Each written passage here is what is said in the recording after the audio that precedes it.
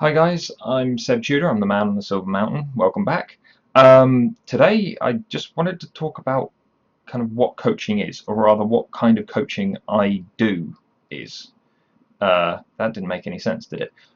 I wanted there are lots of people out there nowadays that call themselves coaches, and like the dictionary definition, essentially allows them to do so. As a person who coaches is a person who is employed to help people attain their goals in life. And if you're someone that wants to go to a shamanistic coach who is going to talk to you about spirit animals and do all that kind of thing, and your goal is to work out what you're doing, all power to you. You're going to potentially get that with that person, and they are going to help you along.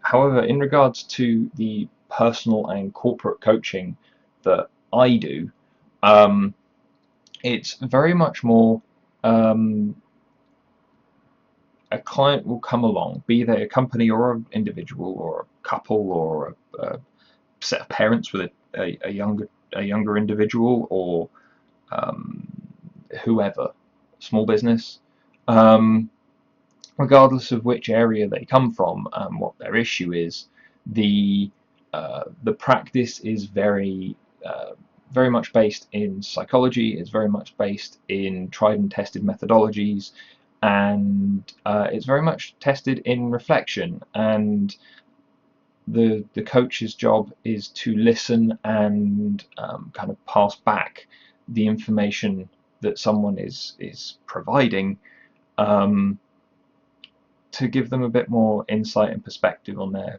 current situation to allow them to move forward, making sure that things are specific in regards to the goals that they actually set forward. Saying I want to write a book, for example, as I hear so many people saying, and as I've been told that I should do numerous times, that's a very big blanket term. Um, what does that entail? Would it be fiction, fantasy? Would it be very, very factual and non-fiction based? Would you be looking at doing an awful lot of research for it, or would you just be spouting opinion? Who's your target audience and things like that? How are you going to write it so that people understand what you're saying? Um, all of those things could and should really be included in the I want to write a book goal, for instance. Um, and so making sure that those things are specific is one of the things that a coach can help with, again, by asking questions and listening to what the person's saying.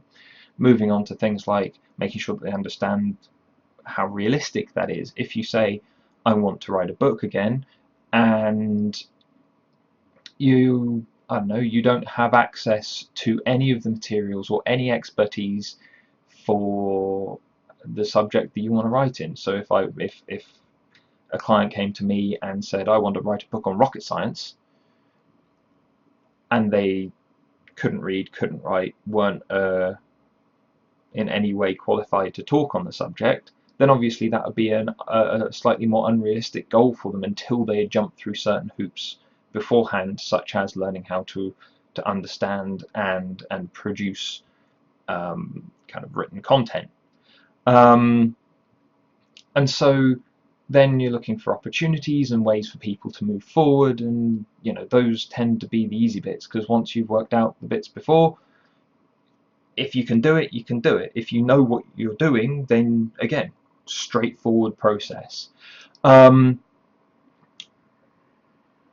but the thing is, then you get to the reflective part, and the reflective part can be very hard because you're talking. I mean, I've talked to people about some really heavy subjects. Um, I mean, things like suicide have come up before. The use of drugs, the times that the sexual encounters an individual have had, various other relationships and things like that. And I'm very deliberately a stranger. I'm completely detached from what they're telling me, and through my questioning and through their willingness they need to open up to me so that we can reflect on this. And that can be really, really, really hard for people. I mean, on numerous occasions, I've had people in tears sat with me, and beyond the fact that they have hired me, or in various other ways engaged with me to deal with a situation, they don't know me. And so whilst the reflective side of things is important, and often, especially with this space, it's the ugliest reflection of themselves that they will ever see. The biggest point of coaching at the end of whatever process you use, whatever model you use, whatever things you talk about, either as a person put into coaching by someone else, or as a person going into coaching for themselves, one of the biggest things is that you learn something from the other side of it. I mean, this is something that I personally held as a belief for a long time before I even really touched on coaching, and that's why I feel it's particularly important now to bring into an entirely new and large space, which is why I'm here. And that is that you can learn from everything. Good, bad, completely indifferent, frustrating, tiring, regardless of what you're doing, you're always learning something. You know, I was stranded in Australia for a long time without any, well, I say a long time, for a substantial number of weeks without any money really, worried that I would get into trouble, not able to feed myself, having friends that I could rely on for input, but couldn't rely on for assistance with resources, because they obviously, you know, they were like me, they had their own issues. But it was a case of, as I mentioned before, an adventure isn't fun whilst it's happening, it's only fun in the retelling. And so yeah, each time that I talk to someone, I try to frame it as a story. I try to frame it as them going on an adventure. That's why my company is called Silver Mountain Coaching. It's why I'm the man on the Silver Mountain, because climbing a mountain and beating the dragon at the top, taking its gold and running away, or moving on to the next mountain to get more, is just the best story. It's the archetypal hero's journey, and that's what I want my clients to go through. That's what I want people to go through. It's never fun at the time. If you haven't experienced hard stuff, if you haven't experienced troubling times, then firstly, good for you, to be fair, but at the same time, conflict is you know, breeds growth. And if without growth you stagnate, you die, you strangle yourself, it doesn't work very well.